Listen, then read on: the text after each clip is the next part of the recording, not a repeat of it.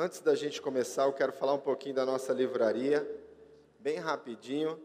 Quem aqui já leu um livro esse mês?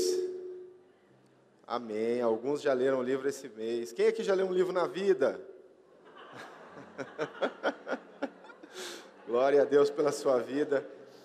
Irmãos, a gente está buscando trazer livros que possam edificar a tua vida e te trazer mais conhecimento. E a ideia nossa é fortalecer a mensagem do reino. Então eu gostaria de recomendar você estar adquirindo conhecimento. Nós vamos falar um pouquinho sobre isso na ministração de hoje. E é fundamental que a gente possa ir atrás de novas culturas para a nossa vida. E nós temos procurado trazer autores que vão te ajudar muito para você entender o teu chamado, o teu ministério, o teu propósito. Só que muitas vezes a gente não vai atrás dessas informações. Então tem alguns livros que eu gostaria de falar, eu queria falar desse, tem marcado muito a minha vida esse livro. É um livro chamado Humildade, do Andrew Murray. Ele é um cara que já morreu, faz muito tempo que ele escreveu esse livro. E ele ensina sobre humildade, irmãos, numa ótica que eu acho que você nunca viu. É muito intenso o que ele fala aqui, da profundidade, da humildade que Jesus ensina através da Bíblia. E eu recomendo você, vai transformar a tua ótica em relação a sermos humildes e mansos, como Jesus. Então eu aconselho você a estar lendo esse livro, tá? Um outro livro que é muito bom, que nós vamos falar um pouquinho sobre isso hoje também, é As 5 Linguagens do Amor. Esse livro aqui te ensina a você se conhecer melhor e principalmente conhecer melhor as pessoas que estão ao seu redor, para que você possa tratar elas da melhor forma possível. Então, aconselho a você As 5 Linguagens do Amor. Esse eu já li 2 vezes, é um livro muito bom. Esse aqui é da nossa cobertura espiritual, o pastor, o apóstolo Luiz Hermínio. Nós estamos com alguns livros dele aqui, e esse aqui fala sobre um avivamento responsável. Todos esses livros que eu peguei hoje, eles estão relacionados àquilo que a gente vai falar aqui. Então esse livro aqui fala sobre inteligência, sobre você ser intencional, naquilo que é necessário para ter um avivamento na sua casa. Então eu recomendo para você. E o último que eu trouxe aqui, Emoções Inteligentes, do Tiago Brunet. Esse pastor tem trazido uma ideia muito legal sobre tudo o que nós precisamos viver em relação ao reino. E ele fala muito sobre controlar suas emoções nesse livro. Temos outros autores, temos John Bevere, temos Bob Sorge, vários livros ali que vão edificar a tua vida. Amém? Se você puder, repita comigo, olha para a pessoa do teu lado aí, com um olhar de graça, e fala assim: hoje é um ótimo dia para você me dar um livro. Amém, irmãos? Quem aqui ganhou um livro? Ninguém ganhou um livro? Pela fé, glória a Deus. Abra a tua Bíblia comigo em Apocalipse 19, vamos falar da palavra de Deus, amém? Não vamos falar de escatologia, irmãos. Por mais que Apocalipse nos remeta a essa ideia, nós vamos falar sobre uma expressão que esse texto fala. E eu quero, quem sabe, hoje, trazer uma forma de entender uma palavra específica diferente na tua vida. Que muitas vezes nós não estamos conseguindo entender ou nunca nos foi revelado dessa forma. Eu quero trazer para você uma identidade que nós temos e precisamos buscar diariamente. Uma cultura que a gente precisa impregnar na nossa mente para que nós possamos crescer como igreja, e principalmente uma igreja que tenha efeito na sociedade. Nós vamos ver a partir do verso 11. Esse texto está falando sobre a chegada triunfante de Jesus. E ele fala assim: vi o céu aberto, e eis um cavalo branco, e o seu cavaleiro se chama Fiel e Verdadeiro, e julga e peleja com justiça. Os seus olhos são como chamas de fogo, e na sua cabeça há muitos diademas. Tem um nome escrito que ninguém conhece, senão ele mesmo. Está vestido com um manto tinto de sangue, e o seu nome se chama Verbo de Deus. E seguiam-no os exércitos que há no céu, montando cavalos brancos com vestiduras de linho finíssimo, branco e puro. Sai da sua boca uma espada afiada, para com ela ferir as nações, e ele mesmo as regerá com um cetro de ferro. e pessoalmente pisará o lagar do vinho do furor, da ira do Deus Todo-Poderoso. Presta atenção no verso 16. Tem no seu manto e na sua coxa o nome escrito: Rei dos Reis e Senhor dos Senhores. Pai, nós te agradecemos pela palavra que foi lida. Nós pedimos para que o Senhor venha rompendo em nossos corações. A tua palavra, ela é apta a separar as intenções do coração, aquilo que é alma e aquilo que é espírito.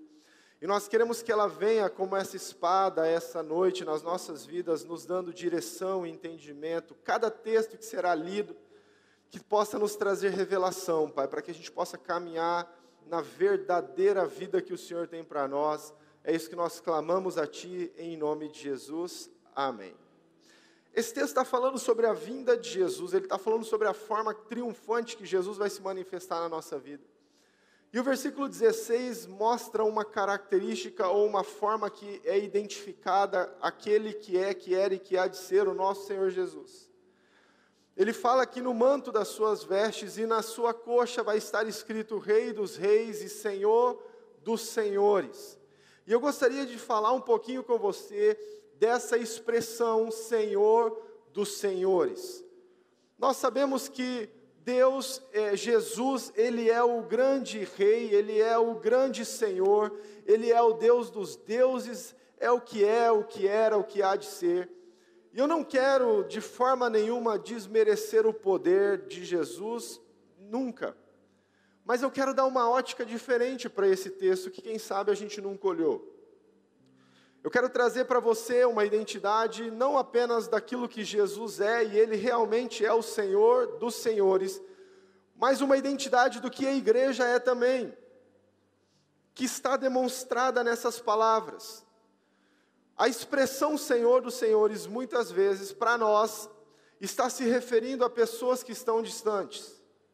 Quando a gente ouve essa expressão que Jesus é o Senhor dos Senhores, normalmente nós associamos isso às pessoas de grande autoridade, aos governadores ou aqueles que são ricos, sempre olhando numa ótica humana, sempre olhando numa ótica da carnal. E nós acreditamos que esse versículo, ou que essa expressão não está se referindo a nós, porque nós não somos senhores, e muitas vezes uma mentalidade de escravidão está deturpando quem nós somos. Nós não conseguimos nos enxergar como senhores. O próprio livro de Apocalipse, no capítulo 1, ele fala que Ele nos fez reino e sacerdotes. Ele nos transformou em reino e sacerdotes. Essa palavra reino e sacerdote, a palavra reino, é a expressão basileus, que significa príncipes, alguém de nobreza, significa senhores com autoridade sobre a terra. Jesus morreu na cruz para que nós fôssemos libertos de uma vida de pecado, mas não apenas isso, Ele morreu na cruz para que tivéssemos uma mudança em nossa vida, e Ele nos tirou, como diz Efésios 2:1, da morte nos trouxe para a vida, e essa vida trouxe sobre nós uma identidade, que nós já não somos mais escravos, e não podemos mais aceitar uma mentalidade de escravo, mas que Ele estabeleceu uma igreja de senhores, uma igreja de autoridade, uma igreja poderosa, uma igreja com efeito, uma igreja que faz, uma igreja que é poderosa nos seus atos, porque tem Ele como cabeça. Só que muitas vezes, irmãos, e eu quero ressaltar isso para você entender aonde nós queremos chegar até o final dessa ministração, nós estamos vivendo diante de uma mentalidade escrava. Quem sabe por causa do pecado, quem sabe por causa da religião, mas nós não conseguimos, em grande parte da igreja hoje, nós não conseguimos ver a nós mesmos como senhores, como reis. E quando ouvimos expressões como essa, a gente está imaginando nas pessoas grandes que nós conhecemos, nos ricos e poderosos, e a gente não se encaixa nisso. E nós sabemos que Jesus é o Senhor de todas as coisas. Ele é o grande Deus, poderoso, incomparável, mas a Bíblia em momento nenhum retrata Jesus como Senhor de escravos. Porque a palavra fala que foi para a liberdade que Ele nos libertou. Então é necessário que a gente converta a nossa mente, que a gente transforme, reforme a nossa mente nesse tempo e comece a tirar a ideia de escravidão de dentro das nossas mentes. Porque muitas vezes nós não estamos conseguindo identificar como igreja aquilo que Deus quer fazer no nosso meio. Porque a gente simplesmente se vê como um escravo. O tempo de escravidão já foi, o sangue já foi derramado, ele já veio sobre as nossas vidas. A liberdade se manifestou a nós. Éramos por natureza filhos da ira, mas Ele nos adotou. E esse Deus precisa e tem que impulsionar os nossos corações para que a gente possa ter uma mudança de mentalidade, mas para isso você precisa deixar. Eu estava refletindo alguns dias atrás. Você acredita que a igreja do Senhor Jesus é poderosa, irmão? Mas como é que Deus vê hoje a igreja do Senhor Jesus na terra? Para pensar um pouquinho. Só que nós, muitas vezes, não estamos associando a igreja àquilo que ela realmente é, e nós achamos que igreja são essas paredes aqui, a gente se reúne aqui. Não é isso. Você sabe muito bem do que eu estou falando.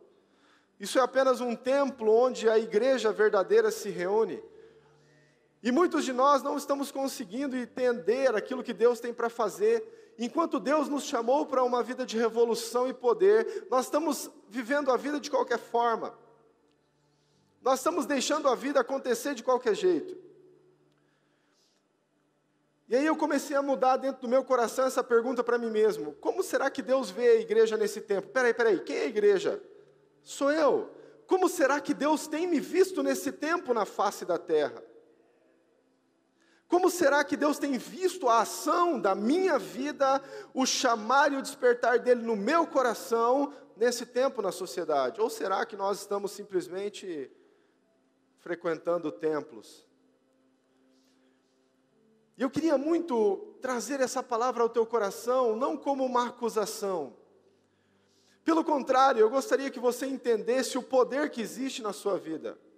Eu queria que você entendesse a dimensão da glória de Deus, que deixou o céu e resolveu ocupar você, o Espírito Santo que está em você e está liberado para agir. É muito interessante porque na grande comissão que Deus está designando as nossas vidas, em Mateus 28 ele fala assim, Jesus fala, toda a autoridade me foi dada no céu e na terra. Deus criou Adão, Adão entregou a chave nas mãos de Satanás. E como eu falei, nós nascemos por natureza filhos da ira, mas um dia o nosso Senhor morreu na cruz, derramou o seu sangue, e Ele foi às profundezas, pisou na cabeça da serpente, pegou a chave de volta, e nos deu autoridade. Ele resolveu mudar a realidade da nossa vida, da igreja dele. Só que, irmãos, nós continuamos nos vendo como escravos, mesmo diante de tamanha façanha. Nós continuamos nos vendo como pequenos, fracos e aqueles que não podem fazer nada. Nós não conseguimos nos ver como senhores, cheios de autoridade. Em Mateus 10, Jesus está designando os seus discípulos, Ele está chamando os 12 para servir. Se eu não me engano, no versículo 7, 6 mais ou menos, Ele dá uma direção para os seus discípulos, Ele fala, olha, curai os leprosos, ressuscitai os mortos, como se fosse fácil. Expelir os demônios. Mas no versículo 28, no versículo de Mateus 28, ele já usa uma expressão diferente quando ele fala, toda a autoridade nos céus e na terra me foi dado. E eu estou transferindo isso a vocês. Ide. Façam discípulos, reproduzam isso que eu estou transferindo a vocês em outras pessoas. Reproduzam o que eu estou ensinando a vocês para que outras pessoas possam crescer. Esse é o grande papel nosso e principalmente do discipulado nas nossas vidas, reproduzir Jesus. Só que muitas vezes nós não conseguimos isso porque nós estamos nos olhando como escravos, a nossa mente está aprisionada. A gente acha que não vai conseguir, a gente acha que é muito fraco, a gente acha que é feio, é gordo, é não sei o quê, e a gente cria um monte de empecilho para aquilo que Deus tem para fazer, irmãos. Quantos de nós não inventamos uma desculpa dia após dia para não termos o nosso tempo a sós com Deus? Para não buscarmos o Senhor face a face a cada dia? Mas Ele é o Senhor dos senhores. Ele é o Senhor da sua igreja e nós somos a sua igreja. E eu gostaria de ministrar a tua vida hoje, de uma forma a te motivar a entender o senhorio de Jesus, porque Ele é soberano, mas também entender que existe um senhorio seu que precisa ser executado nessa terra, que precisa funcionar nesse tempo. No final de 1 Coríntios, abra comigo 1 Coríntios 16.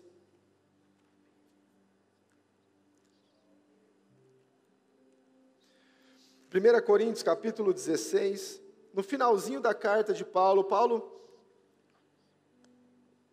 já havia dado tantas instruções para essa igreja, ele já havia falado sobre a unidade da igreja, ele já havia falado sobre os dons espirituais, sobre o amor, sobre tantas situações, e no finalzinho ele traz uma exortação, uma motivação final.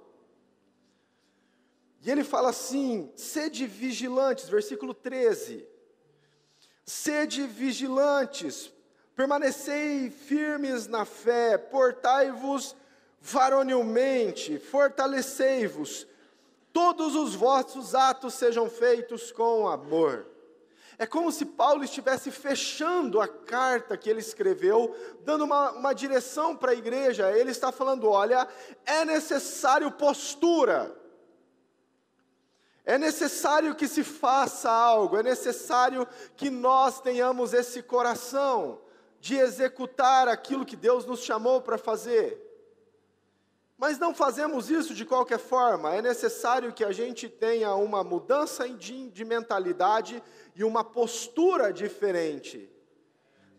E eu gostaria de trazer de uma forma muito prática, eu vou tentar ser o mais prático possível, 3 características que nós precisamos restaurar na nossa vida, ou transformar na nossa vida, para que nós possamos ter uma mentalidade de senhores. E a primeira delas, irmãos, seja inteligente. Olha para a pessoa do seu lado e fala isso para ela, por favor. Às vezes é até ofensivo, irmãos, a gente falar isso. Às vezes surge como uma ofensa na vida de algumas pessoas. Parece que a pessoa está, olha, você está me chamando de burro? Olha para a pessoa de novo para o seu lado com muita graça e fala: seja inteligente, cara. Essa, quem sabe, é uma das características mais virtuosas que a igreja perdeu durante o tempo. Irmãos, como a escassez de conhecimento tem se acentuado diariamente no meio da igreja. Já não existe mais um anseio em buscar mais, em querer mais, em conhecer mais. Nós estamos deixando a vida simplesmente acontecer. Nós não temos mais interesse em querer conhecer mais, não apenas a Deus, mas conhecer a nós mesmos, conhecer os nossos irmãos, conhecer aonde nós estamos vivendo. E a gente simplesmente deixa as coisas acontecerem. E é interessante, irmãos, quem sabe as duas vertentes de maior impulso no nosso aumento, no crescimento da nossa inteligência, está relacionado a adquirir conhecimento e ter experiências. Quem sabe são as formas que mais acentuam a inteligência na nossa vida. E nós precisamos procurar sermos inteligentes para que a gente possa conhecer melhor quem nós somos. Porque eu vou dizer uma coisa para você, muitos de nós já sabemos quem Deus é. A gente, quem sabe, só não se entrega totalmente, mas a gente sabe que Ele é o Criador, o Todo-Poderoso, o Grande, o Eterno, e nós conhecemos os atributos de Deus em grande parte. Só que muitos de nós estamos perdidos dentro das igrejas e nos vendo como escravos, porque nós não estamos procurando conhecer quem nós somos. E eu vou dizer uma coisa para você, você precisa conhecer você. Fala para você mesmo isso. Eu preciso me conhecer. Porque um cristão inteligente, ele sabe quais são suas limitações. Ele sabe quais são as suas vontades, ele sabe qual é o seu temperamento, ele sabe quais são os seus pensamentos. Ele conhece a si mesmo, e isso faz com que ele cresça. Ser inteligente e conhecer quem você é, vai fazer com que você mude a forma que você age diante das situações. Vai fazer com que você tenha a direção certa nos momentos de aflição. Quando você entende, você sabe que você age ou reage de tal forma, você vai ter sabedoria para lidar em momentos difíceis. É muito forte isso, irmãos. Só que nós não estamos, quem sabe, curiosos para saber quem nós somos. A gente não sabe qual é o nosso temperamento. Às vezes a gente pensa que é mansinho, mas na verdade a gente é estourado. E quando acontece uma situação, a gente deixa rolar. E a gente não consegue buscar o Espírito Santo para que Ele controle as nossas vidas, nas nossas emoções.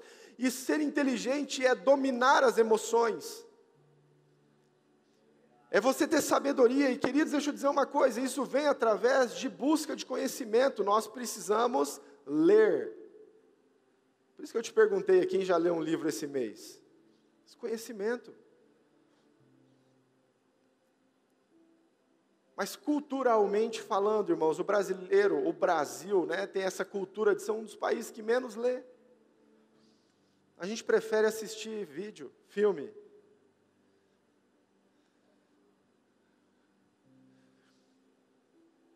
E nós vivemos uma vida gradativamente sem buscar sermos cada vez mais inteligentes. E vai levando a vida de qualquer forma. E essa mentalidade de escravidão continua perseguindo os nossos corações. Eu e você precisamos ser inteligentes, conhecermos as nossas vidas. Eu falei sobre um livro aqui, As 5 Linguagens do Amor. Você sabe qual é a sua linguagem de amor? Sabe, irmãos, a gente está tão desinteressado das coisas que muitas vezes a gente não quer nem conhecer aquilo que diz respeito a nós. Não sei se você já teve curiosidade de compreender, de entender quais são suas limitações, de saber como é que você se comporta diante das situações. Isso vai fazer com que situações problemáticas sejam resolvidas antes de acontecerem na sua vida. E é interessante isso, irmãos, porque um cristão inteligente, ele não apenas conhece a si mesmo, ele procura conhecer os seus irmãos e as pessoas que estão ao seu redor, ele procura conhecer cada vez melhor a sua família, ele procura conhecer cada vez melhor seus colegas de trabalho, pessoas que ele tem convívio na célula, na igreja. Porque, queridos, a inteligência nos traz direção, e nós começamos a cuidar melhor das pessoas quando nós conhecemos elas. Eu dei um exemplo essa manhã aqui. A linguagem de amor minha, das 5 linguagens de amor, a minha linguagem de amor é toque físico. Eu gosto de abraçar, irmãos. Por isso que eu falo para você levantar e abraçar. Se você não gosta, eu te respeito, não tem problema nenhum. Eu gosto de aperto de mão, eu gosto de estar junto, eu gosto sabe? Eu sou assim. E é muito interessante, irmãos, porque nem sempre as pessoas que são colocadas ao nosso lado vão ter a mesma linguagem de amor que nós. E eu casei com uma pessoa que não é de toque físico. Minha esposa, linda.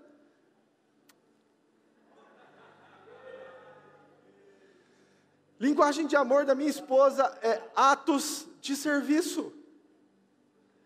Ou seja, irmãos, ela gosta que eu ajude a lavar a louça, limpar a casa. Fazer isso, irmãos, é, quem sabe, a melhor forma de declarar meu amor para ela. Agora, se eu chegar, às vezes, abraçando, ela já não quer. Porque não é a forma dela. Agora, deixa eu te falar uma coisa. Muitas vezes, a gente não está procurando ter esse tipo de inteligência para cuidar melhor da nossa família. E aí a gente se fecha num antro de egoísmo, e a gente acha que todo mundo tem que ser igual a gente, e a gente não consegue entender as pessoas. Ser inteligente é discernir quem você é, para que você possa discernir melhor quem os outros são. E aí você vai tratar as pessoas da melhor forma possível. Se você sabe que alguém gosta de presente, você vai tratar ela dessa forma. Se você conhece alguém que gosta de palavras de afirmação, você vai impulsionar essa pessoa dessa forma. Porque, irmãos, deixa eu te falar uma coisa, comunhão não é apenas estar junto. Comunhão é eu ser em Deus o que Ele me chamou para ser, e impulsionar quem está comigo a ser também o que Deus quer. Isso é comunhão verdadeira.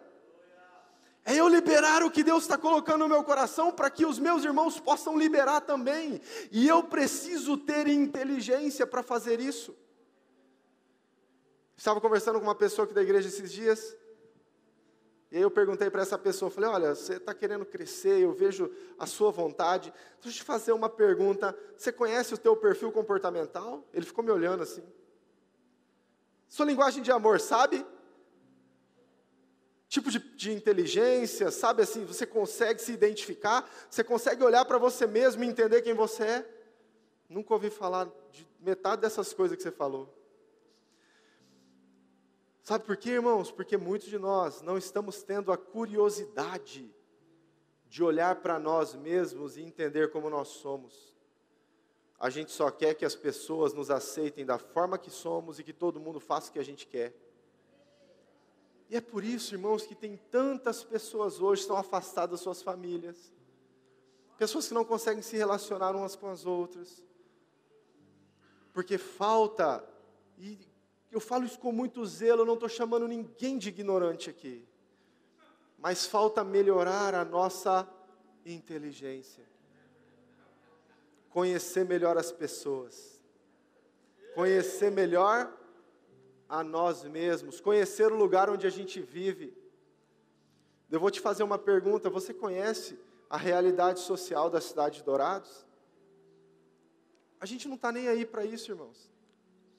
Como é que nós vamos querer agir como igreja numa realidade se a gente não sabe como ela está? Buscar conhecimento está relacionado a deixar Deus trabalhar nas nossas vidas e influenciar as pessoas que estão perto de nós, sejam elas cristãs ou não. Porque muitas vezes, irmãos, o fato da gente não conhecer a realidade da cidade que nós estamos, vai fazer com que a gente tenha atitudes que, quem sabe, não vão ajudar em nada. Por exemplo, eu posso chegar para vocês e falar, olha, nós precisamos fazer uma campanha para arrecadar pranchas de surf. Porque as crianças estão precisando, ninguém tem aqui, então elas estão precisando. Mas nós não vivemos numa região litorânea. E muitas vezes a falta de inteligência faz com que a gente desloque bastante força e atenção para aquilo que não é necessário. Então, amado, eu e você precisamos conhecer a nós mesmos, precisamos buscar conhecer as pessoas que estão ao nosso redor, e precisamos procurar conhecer o lugar onde nós estamos influenciando. Quer um exemplo? Você sabe qual é a tua área de influência? São 7. Nós não temos curiosidade, irmãos, e isso está tirando de nós o melhor que Deus pode fazer na nossa vida, porque Ele nos chamou para sermos senhores, pessoas inteligentes que vão fazer a diferença, que vão meditar e que vão buscar conhecer cada vez mais. Ele mesmo falou, conheçam e prossigam em conhecer cada vez mais a mim. Prossigam, prossigam, prossigam. Está na hora, irmãos, da gente deixar algumas das nossas regalias de lado para que a gente possa buscar esse poder de tirar essa mentalidade escrava da nossa vida, para que nós possamos ser efetivos na vida de outras pessoas, de forma inteligente. 2 Pedro, abra comigo, por favor. 2 Pedro, capítulo 1.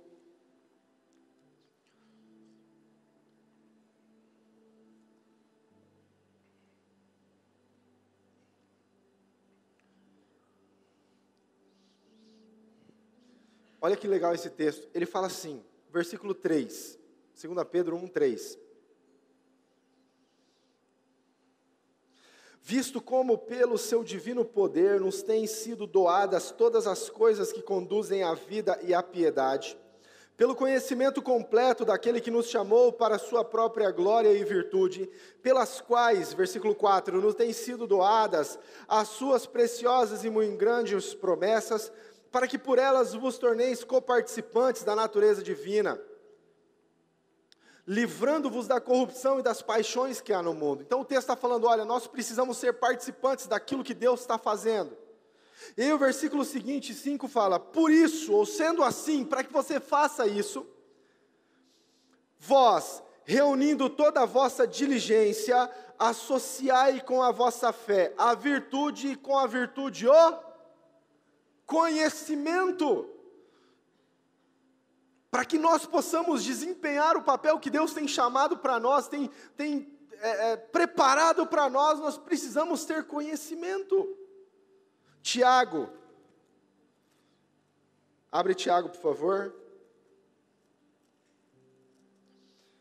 Capítulo 3, versículo 13.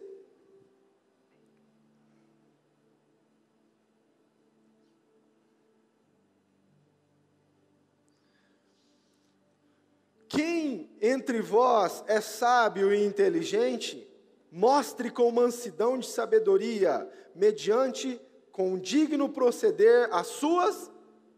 Quem é inteligente precisa demonstrar, tem que fazer, tem que executar. Nós procuramos e buscamos conhecimento, irmãos, para transformação de vida. Se nós formos pegar o livro de Provérbios, eu não parei para pegar, porque são vários os versículos que falam sobre a sabedoria, sobre o conhecimento, sobre ir atrás dessas coisas, sobre você dar quase tudo que você pode para que você possa adquirir conhecimento. Só que muitas vezes, irmãos, a gente está deixando as coisas acontecerem. A segunda característica que eu quero conversar com você, que além de ser inteligente, nós precisamos ser ousados. Olha para a pessoa do seu lado, com aquela garra, sabe, final de campeonato, 1-1, o time está quase desistindo, de repente surge uma garra do nada, uma vontade de ganhar. Olha para a pessoa do seu lado com essa garra e fala assim, seja ousado. Não, irmãos, igual o cara do 300 lá, esqueci o nome dele, seja ousado, fala assim. É para te motivar, querido, que eu faço isso, porque além de buscar a inteligência nesse tempo, nós precisamos resgatar a ousadia nas nossas vidas. Ele nos deu autoridade, Ele nos deu poder. Te pergunto, aonde está esse poder? Ele colocou dentro de nós, mas nós não estamos manifestando, irmãos. Para que ousadia? Para que eu possa descobrir coisas novas. Ele nos fez andar em novidade de vida, aquilo que era velho ficou para trás, eis que tudo se fez novo. Tenha ousadia de viver o novo. Para que ser mais ousado? Para ir atrás daquilo que é intenso, para deixar queimar na nossa vida para valer, para deixar Deus dar as direções necessárias, para que Ele nos conduza, para que a gente não tenha medo daquilo que está por vir. Para que eu preciso ser ousado? Para que eu possa me abrir para novos horizontes. Para que eu preciso ser ousado? Para que possa despertar o sobrenatural nesse tempo sobre a minha vida. Além de inteligência, eu preciso de ousadia. Eu preciso querer, irmãos, eu preciso ter um anseio, eu preciso de sangue nos olhos para poder ir atrás daquilo que Deus quer.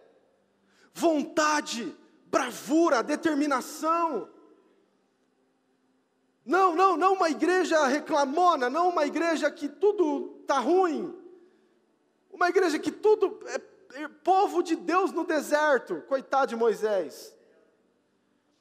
Mas uma igreja que olha para o alvo e não olha mais para trás, até alcançar aquilo que Deus chamou, que se enche do Espírito e vai adiante, não importa as pedras que surjam no caminho, com ousadia, determinação. Em 1 Coríntios capítulo 12, versículo 31, anota aí, Paulo fala assim, procurai com zelo os dons espirituais, procure com ousadia ser quem você é em Deus, porque Ele deu dons aos homens. Deixa eu dizer uma coisa para você, amado, o Espírito Santo quer fluir através de você.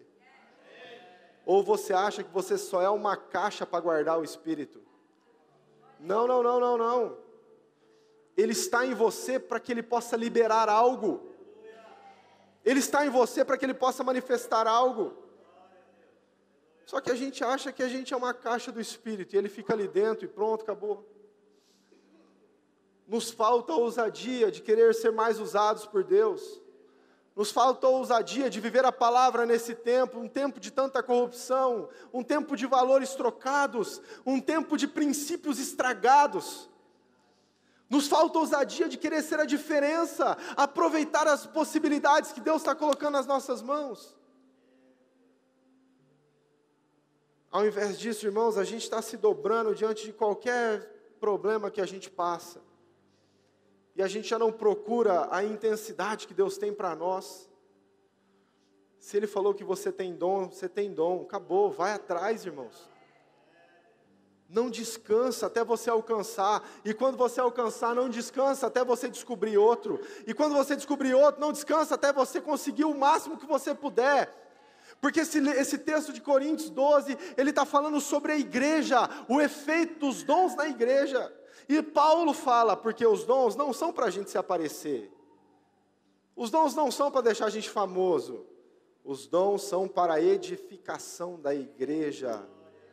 Quando você flui no Espírito, eu sou edificado. Pode ser que você esteja lá na tua casa, eu sou edificado como igreja. Mas está nos faltando ousadia para esse despertar de Deus nos nossos corações. Essa vontade de querer queimar, essa vontade de deixar Deus fluir através de nós, de deixar o impacto do Espírito ter o efeito necessário nas nossas vidas. Nós precisamos de ousadia, irmãos. E esse é um tempo de buscarmos muito mais de Deus para as nossas vidas. Eu vou dizer uma coisa para você, situações vão surgir para que você possa parar, mas não aceite. Permaneça firme. Sabe, queridos, qual é o meu sonho? Chegar no final da minha vida e falar o que Paulo falou: lutei o bom combate, guardei a fé. Estou chegando aqui porque eu perseverei até o fim. Mas para isso precisa de ousadia. Sabe, eu vou te falar uma coisa, irmãos, a gente gasta muito mais tempo assistindo vídeo que não presta na internet, do que parar para se dobrar diante de Deus e buscar a face dEle. Nossa, pastor, mas aí você me deixa meio constrangido. Desculpe, irmãos, mas eu queria mexer com o teu coração. Porque nós precisamos nesse tempo deixar o Espírito fluir através de nós. Mas, infelizmente, irmãos, a falta de inteligência está fazendo com que, ao invés da gente ser aquilo que Deus nos chamou para ser, a gente se torne uma cópia das pessoas. Não foi para isso que Deus nos chamou. Deus não nos chamou para que a gente seja uma igreja de qualquer forma, para que a gente fale o que quiser, para que a gente seja o que quer. Nós precisamos ter a ousadia de José nesse tempo, que mesmo diante do pecado, diante de uma mulher sem roupa, ele decidiu não se contaminar e ele saiu correndo. É ousadia de ser diferente. Nós somos senhores nesse tempo e precisamos ter ousadia para sermos senhores nesse tempo. Recusar o pecado, recusar prazeres que muitas vezes podem até nos fazer bem, mas que não são lícitos. Recusar até aquilo que muitas vezes nos agrada, mas não agrada a Deus. É ousadia de ser diferente. Sabe, irmãos, eu comentei hoje cedo, esses dias eu estava andando no trânsito, e eu fiquei pensando, como será que Jesus seria dirigindo em Dourados? Como será que Jesus seria dirigindo em Dourados? Porque, irmão, vou falar um negócio para você. Aqui em Dourados tem gente que paga 2 IPVA, né, anda no meio da faixa, tem as duas faixas assim, né, ela anda no meio. Tem gente que não sabe que o carro tem seta. Não existe. Né? E aí, irmãos, eu não sei quanto a você, mas às vezes a gente sai para dirigir, eu não ando muito pela cidade. Eu sei de irmãos aqui que andam bastante, mas já passa nervoso com isso aqui. Nem vou falar dos buracos. Agora, irmãos, como é que Jesus agiria ao volante de um carro? Você acha que Jesus iria ficar esbravejando, brigando, xingando? Você acha que Jesus iria ficar, esses barbeiros e não sei o quê? Irmão, vamos fazer bem franco. A Bíblia fala para nós como Jesus seria. Aprendei de mim, que sou manso e humilde. Acabou. Como Jesus seria no trânsito em Dourados? Manso e humilde. Como eu preciso ser no trânsito em Dourados? Manso. Ser como Jesus. Isso é ser ousado nesse tempo. Ser ousado é quando alguém te dar um tapa no rosto, você oferecer outra face. Ser ousado é você viver a palavra nesse tempo em que ninguém respeita nada. E eu vou dizer, para muitos é o que precisa acontecer. A igreja se comportar como igreja. Para isso, irmãos, nós precisamos ser ousados. Eu quero ler alguns textos com você. Abra comigo 2 Timóteo.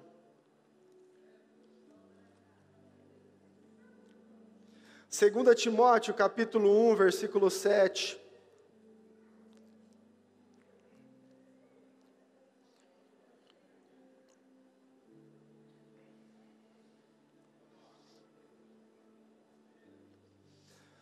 Olha só, o versículo 6 fala assim, Paulo está escrevendo para Timóteo, ele fala assim: por esta razão, pois, te admoesto que reavives o dom de Deus que há em ti pela imposição das minhas mãos. Então Paulo está dando uma advertência para Timóteo. Então, acorda, Timóteo, ele está falando assim. E o versículo seguinte fala: porque Deus não nos tem dado um espírito de covardia, mas de poder, amor e de moderação. Deus não tem nos dado um espírito de covardia, mas de ousadia nesse tempo, de coragem, coração de bravura. Sabe, irmãos, guerreiro mesmo, garra, determinação, raça, do jeito que você quiser entender. Hebreus capítulo 4, versículo 16.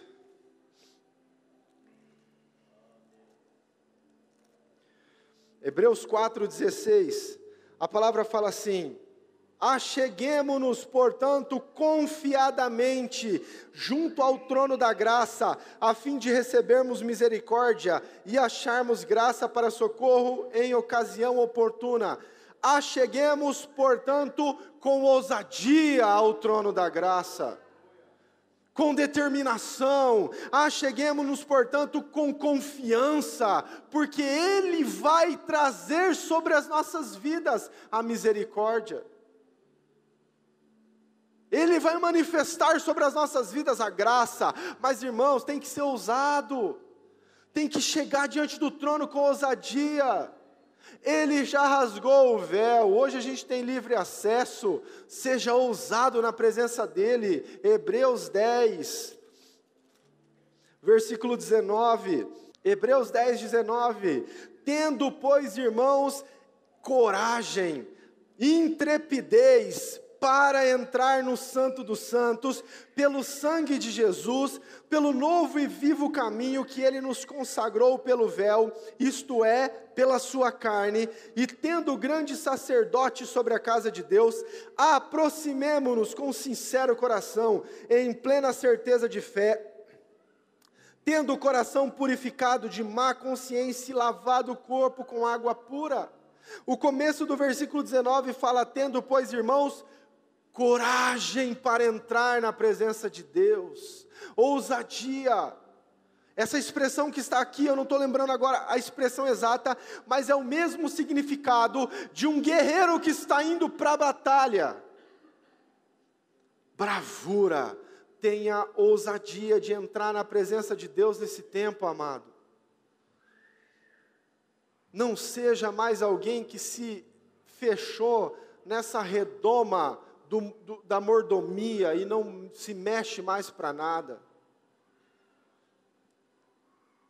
Tenha coragem, ousadia de ser diferente nesse tempo. Então nós precisamos ser inteligentes, é uma característica de senhores. Precisamos ser ousados, é uma característica de senhores. E a última característica, irmãos, para a gente encerrar.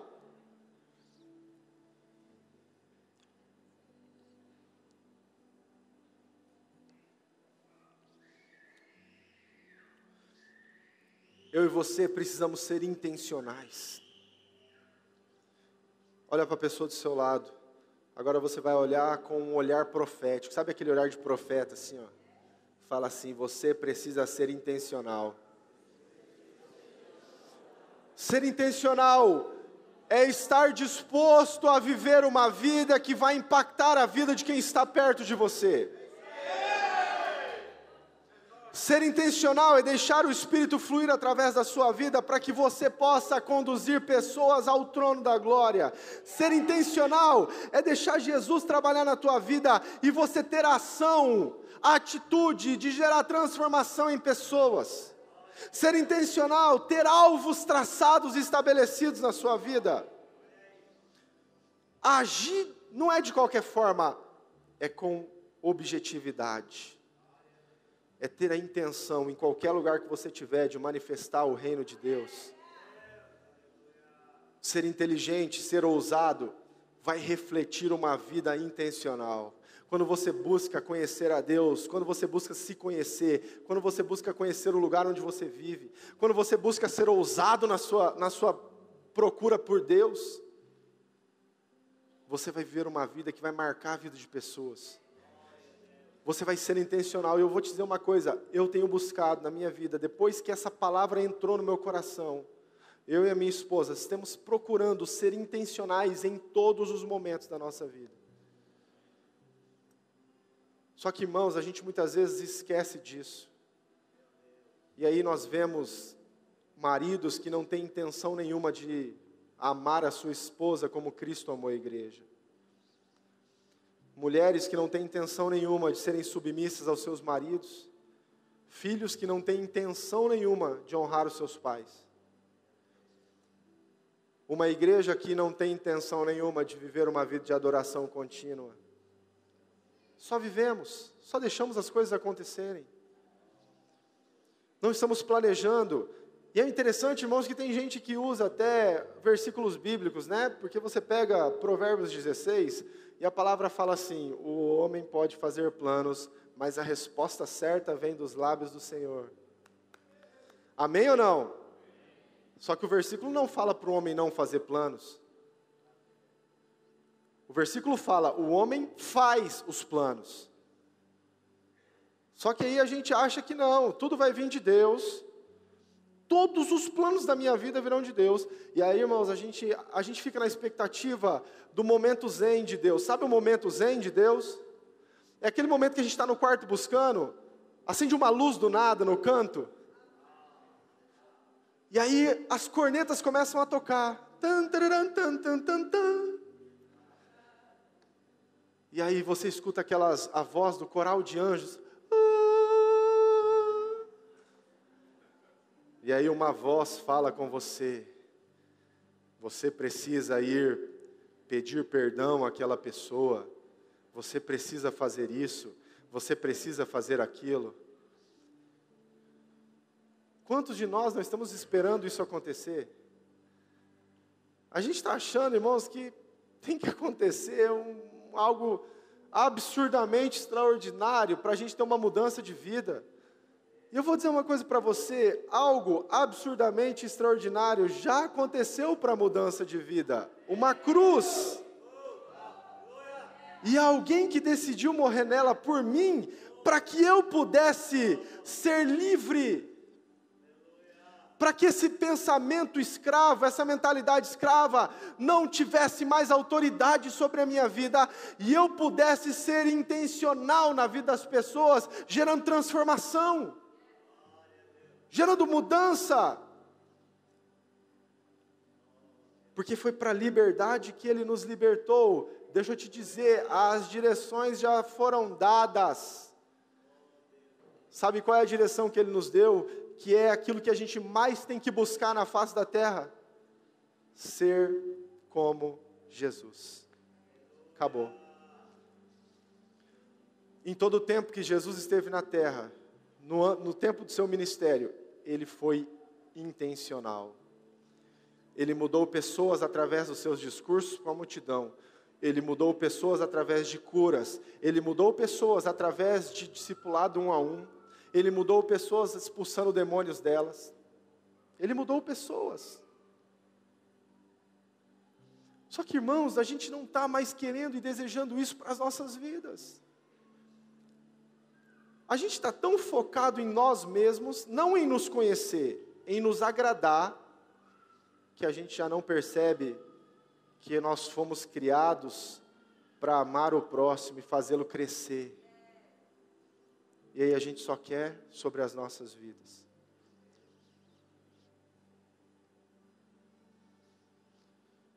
Eu e você precisamos ser mais intencionais nesse tempo. Termos a intenção de manifestarmos Jesus nesse tempo. Termos a intenção de ver a mudança na vida da nossa família. Você, marido, precisa ser mais intencional na tua casa. Manifestar a Deus como pai sobre seus filhos. Manifestar a Jesus como noivo. Mostrar para sua esposa que você a ama com todo o seu coração. Você, esposa, precisa ser mais intencional dentro do seu lar.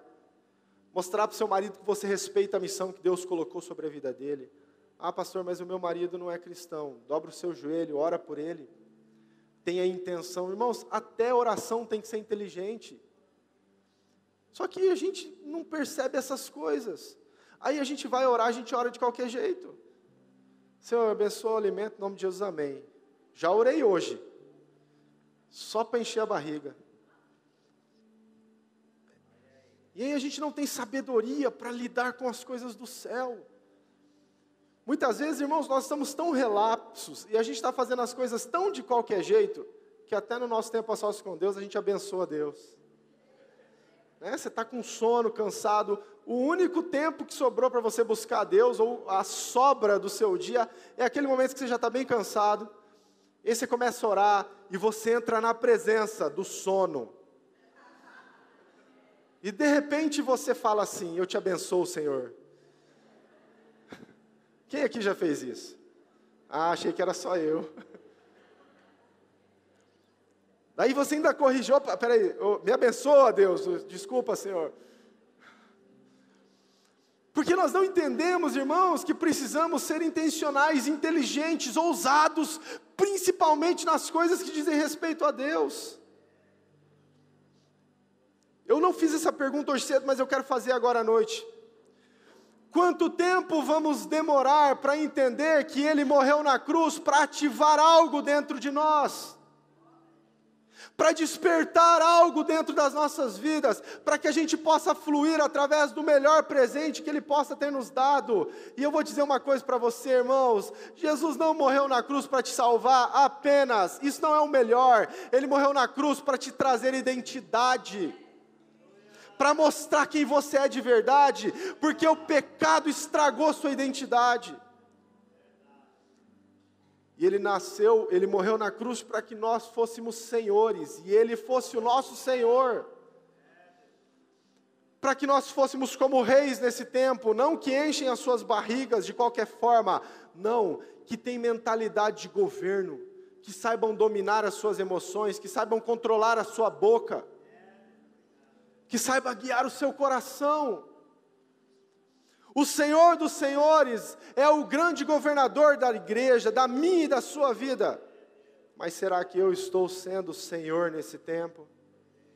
Será que eu estou buscando ser alguém inteligente, um cristão inteligente, que não é levado por qualquer conversinha à toa, que não é atraído por qualquer pecado? Será que eu estou procurando ser ousado e botar o meu coração a trazer esse despertar nesse tempo de uma revolução em Deus? Será que eu estou buscando ser intencional em cada fala que eu tenho, em cada atitude que eu tenho, em cada reação que eu tenho? Será que eu estou procurando manifestar Jesus com intenção?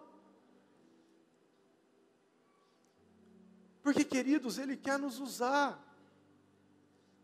Ele quer manifestar na tua vida. Isso é tão forte isso, irmãos. Eu não dá tempo de falar. Mas Ele deu 5 ministérios para a igreja, para que a igreja se encaixasse nesses 5 ministérios, para que a igreja fluísse.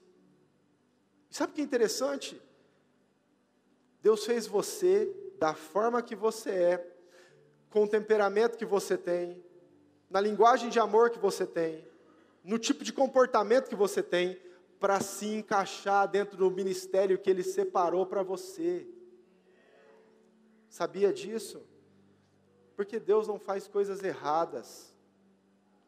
Ele planejou você com exatidão, para você funcionar, para viver o propósito que nós escutamos a semana passada, mas com inteligência, com sabedoria, com ousadia, de forma intencional. Você não foi um erro, irmãos. Você foi chamado para ser Senhor sobre essa terra e para servir o Senhor dos Senhores. Queria que você fechasse os teus olhos e ficasse em pé, por favor.